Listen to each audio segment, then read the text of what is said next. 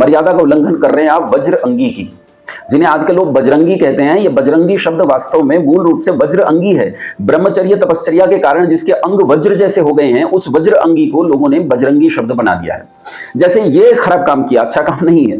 वज्र अंगी शब्द की मर्यादा का उल्लंघन करना ठीक नहीं है, वैसे ही आपने भी जिन शब्दों की मर्यादाओं का उल्लंघन किया है वो ठीक नहीं है। आइए तनिक जान लेते हैं, आप जो कह रहे हैं कि हनुमान जी बाल सुलभ व्यवहार वाले हैं, हनुमान जी राम जी जैसे नहीं है, हनुमान जी भगवान नहीं है, वो तो भक्त हैं, हमने उन्हें भगवान बनाया। आइए तनिक जान लेते हैं कि हनुमान जी की भाषा क्या है।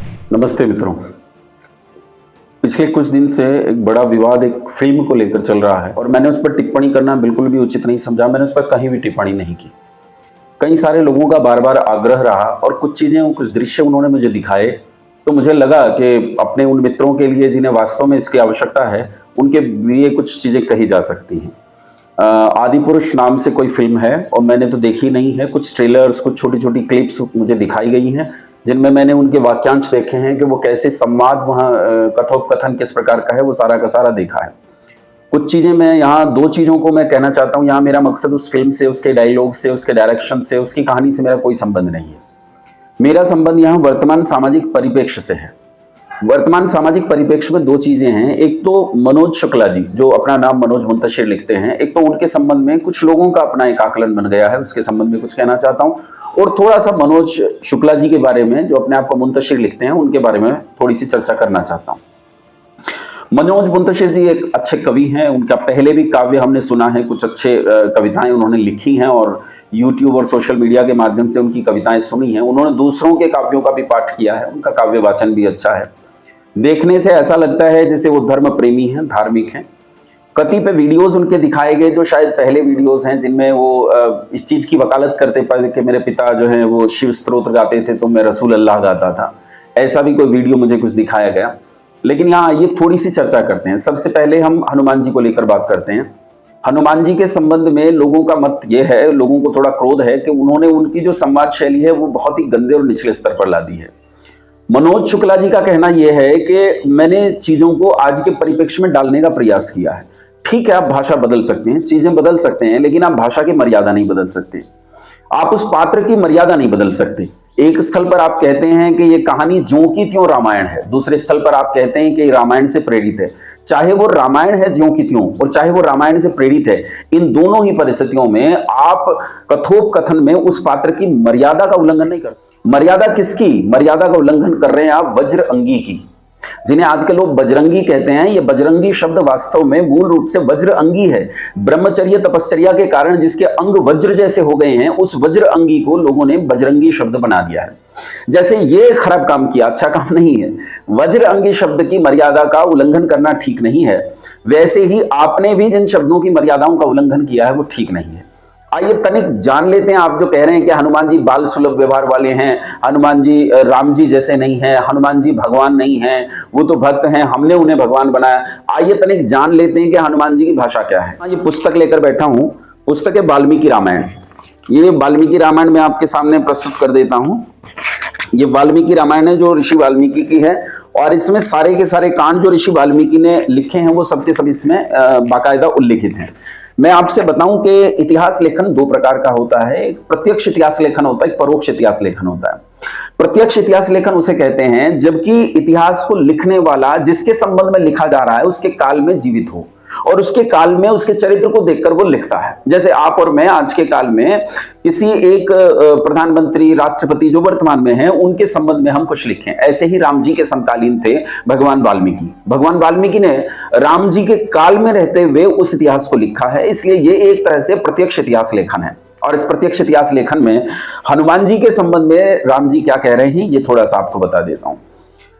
श्री राम जिस समय किष्किंधा पर्वत पर गए मां भगवती जानकी की खोज करते हुए और वहां वो भटक रहे थे, तो सुग्रीव ने ऊपर पर्वत से नीचे उन दोनों भाइयों को देखा और देखकर उन्हें संदेह हुआ कि जिस भाई के साथ मेरी शत्रुता है बाली, कहीं बाली के ये गुप्तचर तो नहीं है।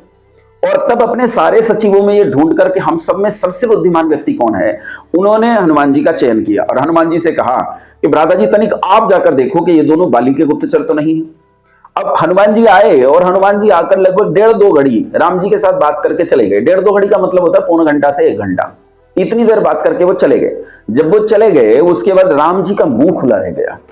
आप भाषा समझ गए कि हनुमान जी की भाषा क्या है। राम जी का मुंह खुला रह गया और वो लक्ष्मण को संबोधित करते हुए हनुमान जी के संबंध में क्या कह रहे हैं। कुछ श्लोक हैं, मैं आपके बीच में पढ़ देता हूं, तनिक समझ लीजिए। आपके सामने लिखा हुआ स्क्रीन पर भी आ रहा है, आप श्लोक स्वयं भी देख सकते हैं। तमभ्यभाष सौमित्रे सुग्रीव सचिवम कपिम वाक्यज्जम मधुरैर्वाक्यै स्नेह युक्तम रिंदमम नान ऋग्वेद विनीतस्य ना यजुर्वेद धारिणः ना सामवेद विदुषः शक्यमेवं प्रभाषितुं नूनं व्याकरणं कृष्णमनेन बहुधा श्रुतं बहु व्याहरतानेन न किंचिदपशब्दितं न मुखे नेत्रयोर्वापि ललाटेन भ्रुवोस्तथा अन्येष्वपि च गात्रेषु दोषः संविदितः क्वचित् अविस्तरम असंदिग्धम विलंबितम द्रुतम उरहस्थम कंठगम वाक्यम वर्तते मध्यमेश्वरे संस्कारक्रम संपन्नाम द्रुताम विलंबिताम उच्चारयति कल्याणीं वाचम हृदयहारिणीं अनया चित्रया वाचा त्रिस्थान व्यंजनस्थया कस्य नाराध्यते चित्तमुद्यता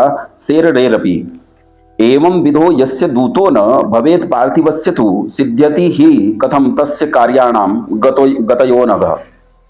यहां क्या कह रहे हैं राम जी हनुमान जी के बारे में, तनिक हिंदी में सुन लीजिए। मैं इसका हिंदी भावार्थ आपके सामने पढ़ देता हूं जो संस्कृत में मैंने आपके बीच में पढ़ा है। हे लक्ष्मण, तुम वाक्य विशारद, शत्रुओं का मान मर्दन करने वाले, स्नेह की मूर्ति, सुग्रीव के सचिव हनुमान से मधुर वाणी में वार्तालाप करो। देखो, हनुमान जी से बात करने के लिए कह रहे हैं तो क्या कहा हनुमान जी कैसे हैं? कहा वाक्य विशारद। कैसे हनुमान जी वाक्य विशारद हैं? वो जो किसी ने बताया ना, तेल तेरे बाप का और पट्टी तेरे बाप की और ये तेरे बाप का, ये भाषा नहीं। कहा तुम वाक्य विशारद, हनुमान जी से बात करो, वाक्य विशारद है हनुमान जी। फिर कहते हैं ये हनुमान जी उच्च कोटि के विद्वान हैं, क्योंकि ऋग्वेद के अध्ययन से अनभिज्ञ, यजुर्वेद के ज्ञान से हीन और सामवेद के बोध से शून्य व्यक्ति ऐसी परिष्कृत बातें नहीं कह सकता। या साफ लिखकर नान ऋग्वेद विनीतस्य ना यजुर्वेद धारिणः न सामवेद विदुषः शक्यमेव प्रभाषितुम। जो चारों वेदों का मर्मज्ञ विद्वान न हो वैसी भाषा में बात नहीं कर सकता। यहां हनुमान जी की भाषा की ही प्रशंसा की जा रही है कि उनकी भाषा किस स्तर की है। दो प्रकार की वाणी होती है बंधुओं, एक होती है मानवी वाक और एक होती है दैवी वाक, ईश्वर की वाणी। वेद ईश्वर की वाणी है और ये ईश्वर की वाणी पर हनुमान जी का कैसा जबरदस्त अधिकार है, ये राम जी हनुमान जी के संबंध में कह रहे हैं। फिर कह रहे हैं निश्चय ही इन्होंने संपूर्ण व्याकरण का कई बार अध्ययन किया है, वर्णोच्चारण शिक्षा से लेकर अष्टाध्यायी, प्रथमावृत्ति, काशिका, महाभाष्य, निरुक्त, निघंटु, छंद, दर्शन, इतना पढ़ने के बाद अच्छा व्याकरण बनता है व्यक्ति। और कहा कि इन्होंने संपूर्ण व्याकरण का एक बार नहीं अनेक बार अध्ययन किया है। यही कारण है कि इनके इतने बोलने में भी बोलने में एक भी त्रुटि इनके बोलने में दिखाई नहीं देती है। ये कमाल की बात है। हनुमान जी के संबंध में राम जी कह रहे हैं, कह रहे हैं इतना ही नहीं, केवल बोलना ही नहीं, अपितु जो शारीरिक उनकी भाषा है वो कैसी है। कहते हैं इतना ही नहीं, बोलते समय इनके मुख, नेत्र, ललाट, भौहें और शरीर के अन्य अंगों में कहीं कोई विकृति या दोष दिखाई नहीं देता। आप सुनिए, इनकी भाषा, इनका भाषण संक्षिप्त यानी थोड़ा बोलते हैं, थोड़े बोलने में बहुत बड़ी बात कह सकते हैं। इनका भाषण संक्षिप्त किंतु संदेह रहित है। अपने कथन को व्यक्त करते हुए न तो इन्होंने शीघ्रता की न विलंब किया। ये वाणी के दोष होते हैं, दोनों नहीं है, न तो शीघ्रता की न विलंब किया। और इनके हृदय का वाक्य जब कंठ में आकर बाहर निकलता है तब उसका स्वर न बहुत ऊंचा न बहुत नीचा अपितु मध्यम होता है। इनकी वाणी व्याकरण से संस्कारित, क्रम संपन्न और न बहुत धीमी है न बहुत तेज है। न इनकी वाणी हृदय को हर्षित करने वाली और मधुर है। संस्कार क्रम संपन्नाम द्रुताम विलंबिताम, क्या कहा? अद्रुताम, न तो बहुत तेज है, अविलंबिताम, न बहुत विलंबित है। क्या जबरदस्त भाषा कही गई है उनके बारे में। और कहा उर, कंठ और मूर्धा, इन तीन स्थानों से व्यक्त की गई इनकी विचित्र एवं रमणीय वाणी हाथ में तलवार लेकर मारने के लिए उद्यत शत्रु के कठोर हृदय को भी पिघला सकती है। अब तुलना कीजिए मनोज भाई, आपने जो वाक्य लिखे हैं, आपने जो संवाद लिखे हैं वो बिल्कुल उचित नहीं है। हनुमान जी के संबंध में वो किसी भी सूरत में उचित नहीं कहे जा सकते। कोई भी नहीं कह सकता कि ये उचित वाक्य हैं या ठीक वाक्य हैं। साफ पता लगता है कि ये वाक्य हनुमान जी के लिए तो बिल्कुल नहीं लिखे जा सकते। तो ये तो स्पष्ट है कि जो भाषा आपने उपयोग की है वो साहित्य के किस दृष्टिकोण से की है मुझे नहीं पता, लेकिन जो भी दृष्टिकोण आपने अपनाया है वो उचित नहीं है। ये हनुमान जी के संबंध में आपको इस मर्यादा का ध्यान रखना चाहिए था। अब इससे अलग मैं एक चीज बात करना चाहता हूं। एक मैंने वीडियो देखी, कुछ मीम्स देखे जो मुझे मित्रों ने दिखाए, उनमें मनोज मुंतशिर को सनातन द्रोही, समाज द्रोही, देशद्रोही, हिंदू धर्म का शत्रु घोषित कर दिया गया। ये बहुत बुरी बात है मित्रों। हम क्यों नहीं समझते कि एक व्यक्ति गलतियां कर सकता है, दोष कर सकता है, लेकिन क्या छोटी सी गलती पर उसे समाजद्रोही और सनातन द्रोही घोषित करते हैं? अरे अल्पज्ञ है, थोड़ा जानता है, सामान्य कवि है, उसने क्या व्याकरण पढ़ा है, उसने क्या रामायण पढ़ा है, थोड़ा बहुत कहीं से इधर उधर से थोड़ी थोड़ी पुस्तकें पढ़ ली हैं, और उन्हें पढ़ लेने से कोई इतना विद्वान तो नहीं हो सकता कि उससे त्रुटियां ना हो। जरूर उनसे त्रुटियां हुई हैं। फिर क्या इतनी त्रुटियों पर हम केवल उन्हें समझाकर और सुधार कर नहीं छोड़ सकते? हमें व्यक्ति को समझाने और सुधारने का द्वार हमेशा खुला रखना चाहिए। हम लोग यदि ये द्वार ही बंद कर देंगे तो फिर कौन आएगा? हम इस सनातन को, इस हिंदू धर्म को बढ़ाएंगे कैसे? उसे बढ़ाने का तरीका है ये द्वार हमेशा खुले रखिए। क्या मुसलमानों से आकर लोगों ने अच्छा काम नहीं किया? इसी समाज के अंदर स्वामी सत्यपति परिव्राजक, जो एक मुस्लिम परिवार में पैदा हुए, वो इसी समाज में आकर उन्होंने इतनी उन्नति की कि कहते हैं उन्हें आत्म साक्षात्कार हुआ था। वो मोक्ष की यात्रा पर किसी स्थल तक पहुंच गए थे, वो ध्यान की किसी उच्च अवस्था में रहे, ऐसा स्वामी सत्यपति परिव्राजक जी के बारे में कहा जाता है। केवल इतना ही नहीं, एक आध नहीं, बहुत सारे लोग हैं जिन्होंने सनातन धर्म में आकर उच्चता को प्राप्त किया है। हम उन सब लोगों को गले क्यों नहीं लगा सकते? उनकी छोटी मोटी गलतियों को अनदेखा करके उन्हें सुधार क्यों नहीं कर सकते? ऐसे कितने लोग मैं आपको बता सकता हूं। अरे अभी इस समय असम के जो मुख्यमंत्री हैं, वो असम के मुख्यमंत्री पहले कांग्रेसी थे और बिल्कुल उल्टी भाषा बोलते थे। कपिल मिश्रा जो दिल्ली में इस समय भाजपा के विधायक हैं, मैंने उनके वीडियोस देखे हैं जिसमें वो अल्लाहू अकबर कह रहे हैं, लेकिन वो उनका पास्ट था। आप मनोज मुंतशिर की कोई पास्ट की वीडियो उठाकर जिसमें वो रसूल अल्लाह का गुणगान करते हुए दिखाई दे रहे हैं, आप उन्हें अब धुतकारिए मत, भगाइए मत, सुधारिए जरूर। सुधारना बहुत जरूरी है, सुधार में मैं भी आपके साथ हूं और आपको सुधार करना चाहिए, लेकिन व्यक्ति को ऐसे उतारकर फेंक देना, ऐसा कि उसे खतरा हो जाए और पुलिस को उसे सुरक्षा देनी पड़े, ये बंधुओं हमारे लिए बिल्कुल उचित नहीं है। हम अपने व्यक्ति को सुरक्षा दें, हर हाल में सुरक्षा दें। मनोज भाई, आपसे भी अगर आप तक मेरी ये वीडियो पहुंचे तो आपको भी एक सलाह देना चाहूंगा जरूर कि जब भी आप अध्ययन करें तो ऐसे पात्र, ऐसे किरदार, ऐसा चरित्र और ऐसा इतिहास जो इस देश की आत्मा हो, उसके साथ बहुत न्यायपूर्वक व्यवहार करें। आप ऐसी भाषा का और ऐसी चीजों का बिल्कुल उपयोग ना करें। रही बात फिल्में बनाने की, फिल्में एंटरटेनमेंट के लिए होती हैं, मनोरंजन के लिए होती हैं, लोग उनसे मनोरंजन लेते हैं, लेकिन सब कुछ मनोरंजन के लिए नहीं होता है।